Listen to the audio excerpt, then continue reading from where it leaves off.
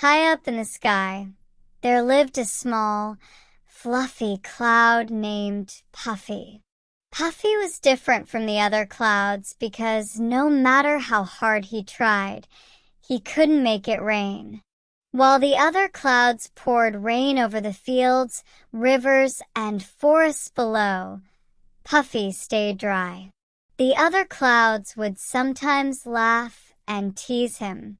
"What good is a cloud that can't rain?" they'd say.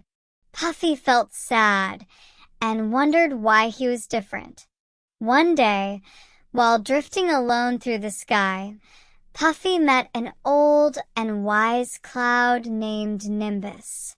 Nimbus was dark and strong, and everyone respected him because he could bring rainstorms that watered the earth and filled the rivers.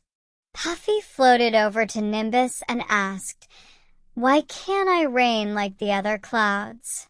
I've tried and tried, but nothing happens."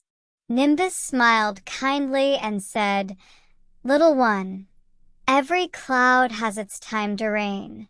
Perhaps you haven't found the right moment yet, but how will I know when that moment comes?" Puffy asked, his fluffy edges drooping in sadness. "Just keep floating, little cloud, and listen to the world below. The earth will tell you when you're needed." So Puffy continued his journey across the sky, floating over mountains, valleys, and cities. He watched the other clouds rain on the fields and forests, and he wished he could help too. One afternoon, Puffy floated over a small village that looked dry and dusty. The grass was brown, and the flowers were wilting. The people in the village looked up at the sky, hoping for rain, but the clouds above were too far away.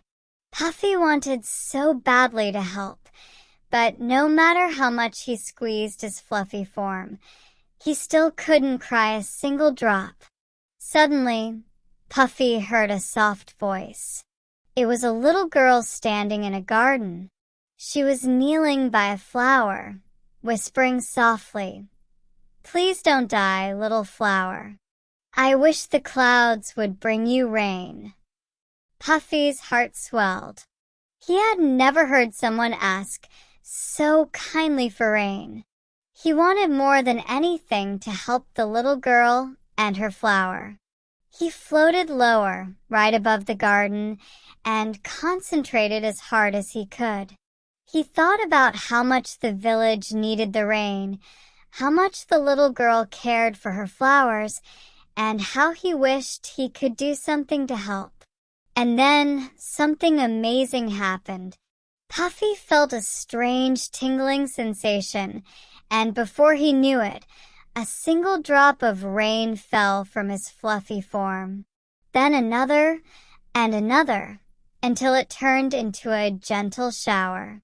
The little girl looked up, her eyes wide with surprise. "It's raining! It's really raining!" she shouted with joy.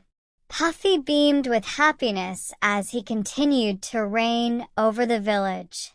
The flowers perked up, the grass turned green again, and the villagers danced in the rain, grateful for the water they had needed for so long. When the rain finally stopped, Puffy felt lighter than he ever had before.